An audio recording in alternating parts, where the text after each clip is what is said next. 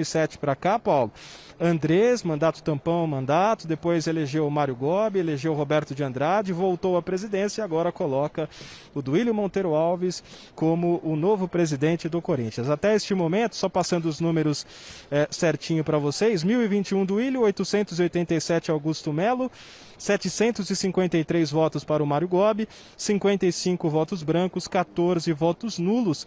Interessante como o Augusto Melo, diretor da categoria de base, entre 2015 e 2016, supera o Mário Gobi, presidente e campeão da Libertadores, do Mundial de Clubes.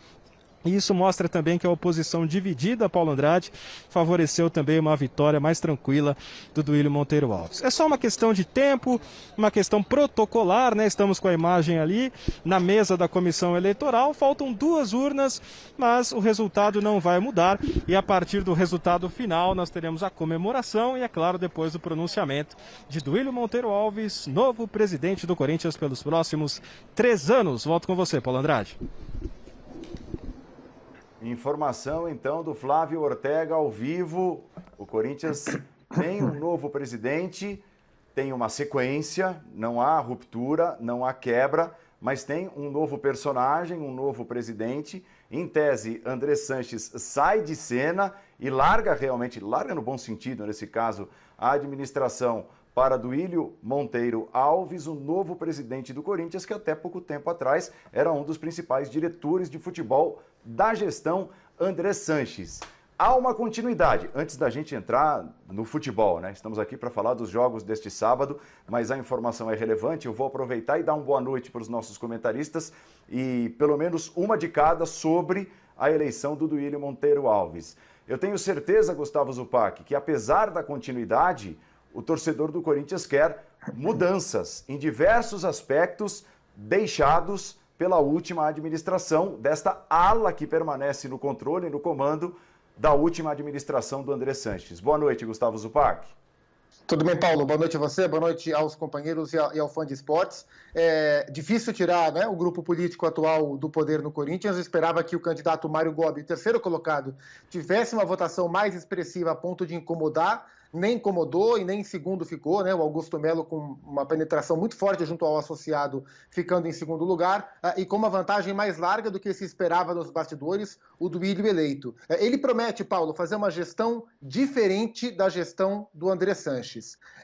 Acho muito importante que o Corinthians descentralize o poder. A última gestão ficou tudo na mão do Andrés e do próprio Duílio. Por exemplo, o Corinthians tem lá o Wilson, que é um executivo de futebol, que ninguém sabe o que faz. Então é importante que as coisas sejam mais delegadas no Corinthians, com gestão mais profissional nos mais diferentes departamentos, e é assim, imperativo que o Corinthians olhe para suas finanças. E aí vai o meu ponto de preocupação. Em nenhum momento, nas entrevistas que eu li e ouvi, o Duílio falou em segurar, em desacelerar. Ele só falou em aumentar a receita, buscar incrementar a arrecadação. Em nenhum momento em dar uma segurada, em fechar a torneira. E eu acho fundamental que o Corinthians trate as suas finanças e a economia, né, a retração dessas finanças, dos gastos do Corinthians, como a medida mais importante. E eu não vi o Duílio tratar desse assunto durante a campanha. É fundamental que isso aconteça.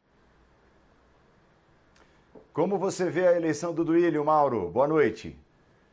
Boa noite, Paulo, companheiros, fã de esportes. Eu acho que é aquela história, né? Gostar de viver perigosamente, né? Porque depois de toda essa gestão que está chegando ao final, a dívida que aumentou e todos os problemas decorrentes de uma administração absolutamente equivocada, a vitória da situação é para deixar o torcedor corintiano de cabelo em pé.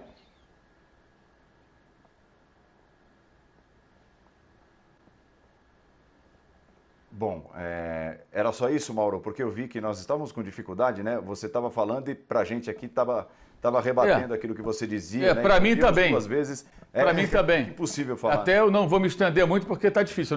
Eu estou me ouvindo aí, eu não consigo nem pensar. É ruim para quem está ouvindo, é pior para quem está falando. Nossa. Vamos ver se com você está do mesmo jeito. Geode, boa noite. Boa noite, Paulo. Boa noite, Mauro, Zupac, Birner. Se tivesse do mesmo jeito, eu não ia conseguir falar nem os 30 segundos que o Mauro falou, já ia tirar o fone, sinceramente. Eu acho que assim, o Zupac falou uma coisa importante, né? O Duílio promete uma mudança em relação ao que vinha acontecendo, a gestão do Andrés. Agora, pelo menos nesse aspecto, né, em relação a fechar as torneiras, esse discurso é um discurso que não vai de forma contrária àquilo que o Andrés fazia, né? Não que o Andrés pregava, porque o Andrés até em determinados momentos, em vários momentos, disse: não posso fazer loucura, a gente não pode sair gastando e tudo mais. Só que, né, 1 ou 2 dias depois da frase, ele saía contratando. O Corinthians contratou muito no começo da temporada, o Corinthians investiu sim, investiu mal, contratou mal em alguns casos, é verdade, mas investiu e contratou. Então vamos ver, né? A gente vai esperar para ver se realmente essa gestão vai ser uma gestão diferente, se realmente o Andrés não vai apitar, porque o Andrés jura que não tem mais nada a ver com o Corinthians, que não vai ter mais nada a ver, pelo menos, né, enquanto dirigente, que não vai palpitar, que não vai ter força política ali. Mas a gente sabe que muitas vezes o discurso é um e a prática é outra. A própria história do Andrés no Corinthians já mostrou isso. Então nós vamos ter que esperar para ver realmente o quanto essa gestão vai ser uma gestão diferente da do Andrés Sanches. Porque as outras opções certamente, né, tomariam um rumo mais diferente. Nós estamos falando do candidato da situação, nós não estamos falando de nenhum candidato de oposição. Então vamos esperar para ver o que vai ser de fato. Até agora o fato é, ganhou o dirigente, o candidato da situação. Oi, Vitor Birner, boa noite. E a eleição do Corinthians? Boa noite, Paulo. Boa noite a você, aos colegas, aos fãs e às fãs do esporte. A primeira coisa que me chama a atenção, eu tenho mais de uma, é que 3 mil pessoas, mais ou menos isso, foram votar, se eu não fiz as contas erradas, até um pouco menos que isso, e decidiram a sorte de um clube que tem 30 milhões de torcedores e por isso é gigante. Por isso tem receita, arrecadação, patrocínio na camisa, não porque tem 3 mil sócios, porque tem 30 milhões de torcedores e 3 mil sócios, que são uma parte ínfima da torcida do Corinthians. A segunda coisa que me chama a atenção é que a eleição é um prêmio aos erros da última gestão. Porque, como você mesmo disse, é uma escolha pela continuidade. É uma escolha política desses associados, né? Não sei se a escolha da torcida do Corinthians seria igual se tivesse escutado os projetos de cada uma das chapas que se candidatou na eleição do Corinthians. E eu acho que as coisas precisam mudar radicalmente, né? Até algumas coisas que aconteceram, né, deviam ser bem apuradas dentro do clube. Mas não vai ser porque o presidente, ele é da chapa do Andrés Sanches, ele é mais um candidato que o Andrés consegue eleger. Andrés que é o responsável para mim por um rebaixamento do Corinthians, mas também é o responsável pela Libertadores e pelo Mundial, conquistados na gestão de Mário Gobi. Tudo parte ali do que o Andrés fazia ou da influência que o Andrés tinha no clube ou externa, né, dependendo do momento. E agora essa influência não tem surtido muito resultado positivo, mas ela continua muito forte dentro do clube.